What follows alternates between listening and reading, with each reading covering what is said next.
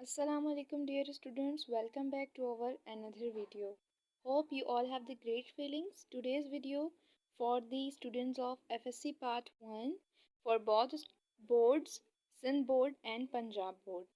Today lecture number 1 about the chapter number 1 of the FSC part 1 biology, and the topic is level of biological organization. It is a very lengthy topic, that's why I split it into two parts, and this is the part number 1, and other explanation of regarding this topic you will get in our another video. So explanation is living organisms are highly complex organized.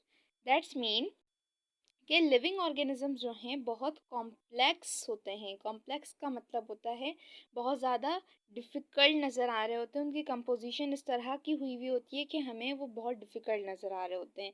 And इसको और आसान करने के लिए हमारे पास point number 2 में explain किया गया है. This complexity is build on a chemical foundation. कि हमें एक ऑर्गेनिज्म अगर कॉम्प्लेक्स नज़र आ रहा है तो वो केमिकल फाउंडेशन की वजह से नज़र आ रहा है. केमिकल फाउंडेशन का मतलब कि वो डिफरेंट डिफरेंट केमिकल्स से बना हुआ होता है आपका ऑर्गेनिज्म, इस वजह से आपको वो कॉम्प्लेक्स नज़र आता है.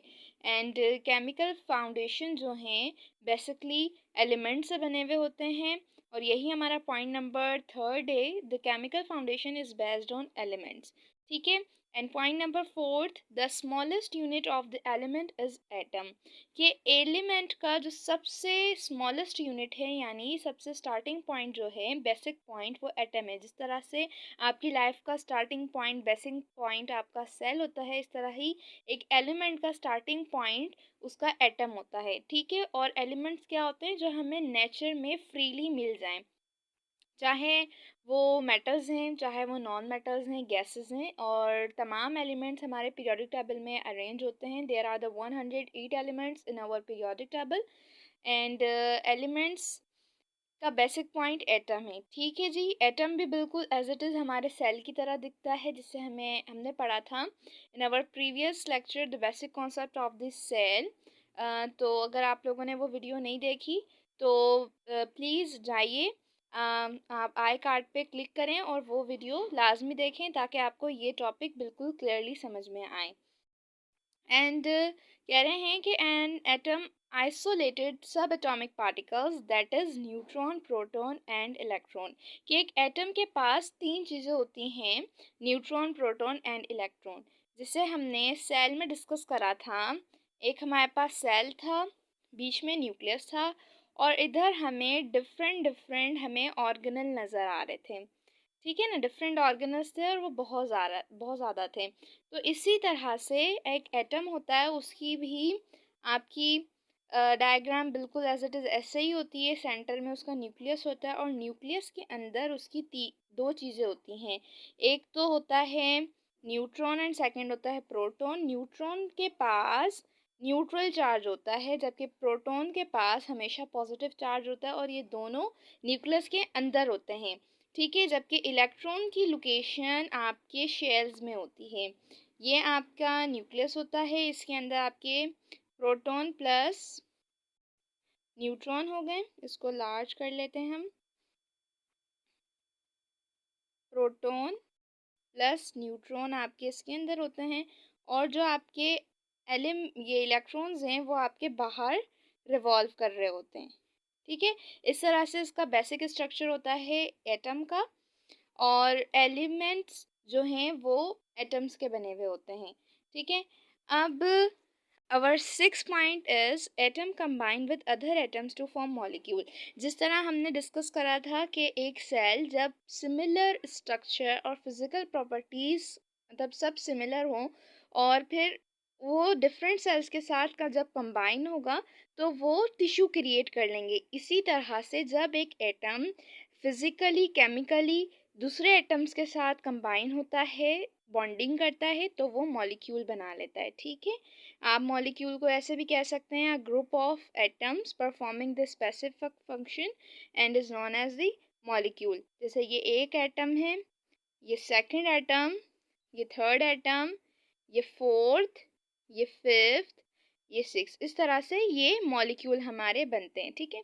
और मॉलिक्यूल हमें कैसे नज़र आते हैं, सपोज कर लें हम सिंपलेस्ट एलिमेंट ले लेते हैं अपने पीरियोडिक टेबल में से। तो सिंपलेस्ट एलिमेंट जो है हमारा वो हाइड्रोजन होता है। सिंपलेस्ट एलिमेंट हमारा हाइड्रोजन होता है, इसका सिंबल कैपिटल H होता है, और hope you know that it is the hydrogen, ठीक है जी। अब ये हमें सिर्फ सिंपल नज़र आ रहा है H, ठीक है। अब हमें मॉलिक्यूलर फॉर्म में कैसे नज़र आएगा, H और नीचे छोटा सा 2 लिखा हुआ होगा, इस फॉर्म में नज़र आएगा। ये हमारा मॉलिक्यूलर फॉर्म है। इसका क्या मतलब हुआ कि एक तो पहले सिंगल एलिमेंट था H, और जब उसने डिफरेंट अपने जैसे ही अपने हाइड्रोजन के साथ ही बॉन्डिंग की, तो ये हमारा इस फॉर्म में आ गया है, ठीक है। ये मॉलिक्यूल कहलाएगा। अब हमारा 7th पॉइंट क्या है कि molecules of different element comprise a compound, it can split into elements. ये मॉलिक्यूल्स डिफरेंट एलिमेंट्स के अगर होंगे, ठीक है, ये बात ज़रा गौर से सुनिए, मॉलिक्यूल्स अगर डिफरेंट एलिमेंट्स के होंगे और वो आपस में कंबाइन हो जाएं तो वो कंपाउंड बना लेगा। और ब्रैकेट में इन्होंने लिखा हुआ है it can split into elements, और फिर वो अगर हम उसको तोड़ें, ठीक है, तो वो एलिमेंट में भी हमें मिल सकते हैं। जैसे कि अभी हमने हाइड्रोजन डिस्कस करा था कि जब सिमिलर हाइड्रोजन ने आपस में बॉन्डिंग की तो हमें H2 नज़र आया, ठीक है ना, इस तरह का। यानी ये एक मॉलिक्यूल था, ये हाइड्रोजन मॉलिक्यूल है। इसका नाम क्या होगा, इसका नाम है हाइड्रोजन मॉलिक्यूल, ठीक है। ये हाइड्रोजन का मॉलिक्यूल है। अब इसी तरह से according to the 7th point के मॉलिक्यूल्स अगर डिफरेंट एलिमेंट्स के होंगे तो वो कंपाउंड बना लेगा। सपोज कर लेते हैं एक ऑक्सीजन था, उसने दूसरे ऑक्सीजन के साथ दोस्ती कर ली, तो वो किस तरह से हमें नज़र आ रहा है, O2 की फॉर्म में नज़र आ रहा है, ठीक है। अब हम अगर करें कि अब देखें हमारे पास कितने मॉलिक्यूल्स हो गए, हमारे पास एक तो हाइड्रोजन का मॉलिक्यूल हो गया, दूसरा हमारे पास मॉलिक्यूल ऑक्सीजन का हो गया। देखें डिफरेंट एलिमेंट्स हो गए ना। ये हमारे पास कौन सा एलिमेंट था, ये हमारे पास हाइड्रोजन था, ठीक है।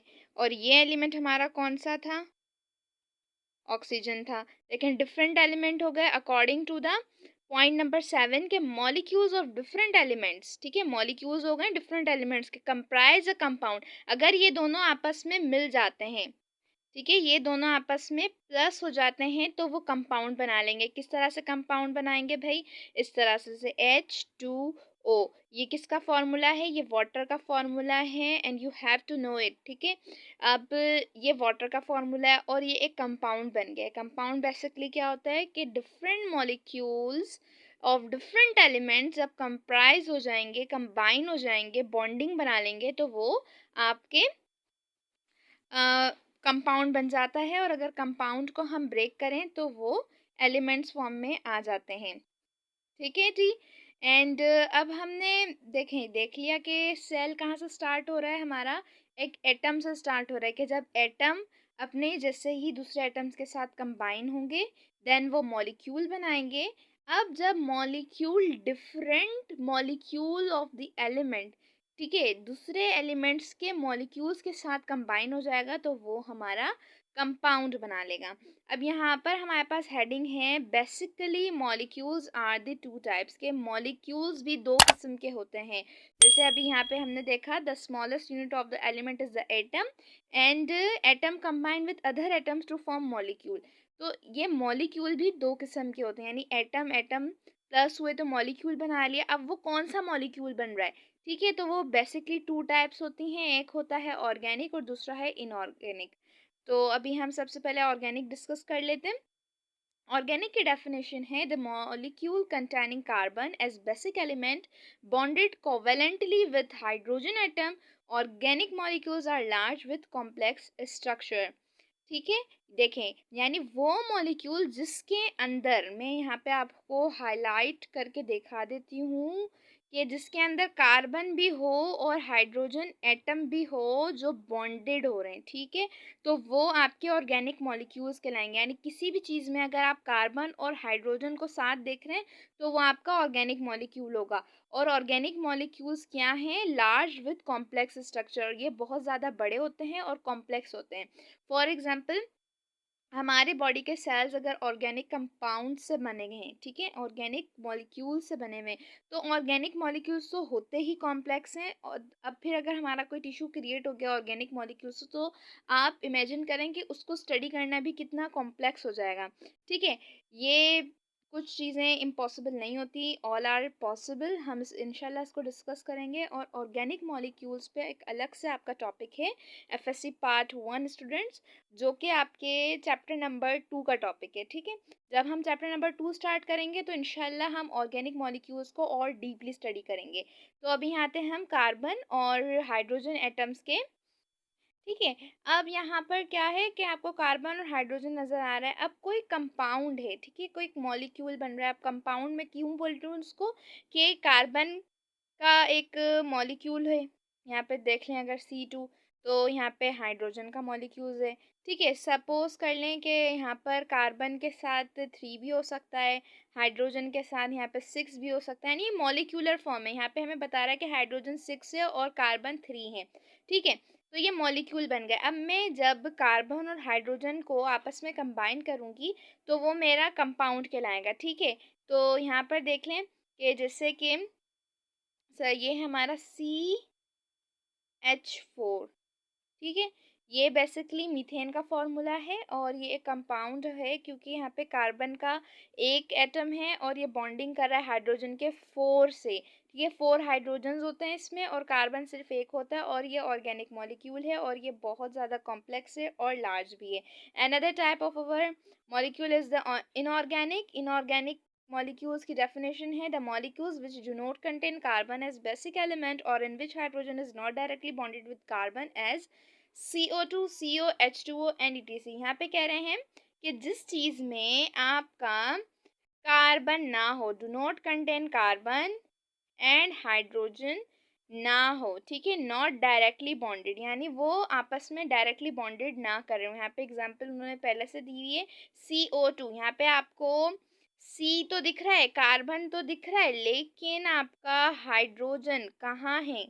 हाइड्रोजन नहीं है यहाँ पे, तो इसलिए ये इनऑर्गेनिक हो गया, ठीक है। ऐसे ही CO है, H2O है। यानी अब ये हमारा पार्ट नंबर 1 कंप्लीट हुआ। और पार्ट नंबर 1 में हमने ये डिस्कस करा कि एक एटम किस तरह से आगे आगे चल के कंबाइन होता रहता है। डिफरेंट एटम्स आपस में कंबाइन होते हैं, मॉलिक्यूल बनाते हैं। एंड मॉलिक्यूल भी दो टाइप्स होते हैं, एक होते हैं ऑर्गेनिक एंड इनऑर्गेनिक। उसके बाद फिर जब मॉलिक्यूल्स आपस में कंबाइन हो जाते हैं तो वो कंपाउंड बना लेते हैं, ठीक है। अब ऑर्गेनिक मॉलिक्यूल्स की भी अनदर टाइप्स हैं, वो 2 टाइप्स हैं and it will discuss in our next video part number 2। and don't be forget to subscribe us, like and share, and don't miss our next video. Thanks for watching.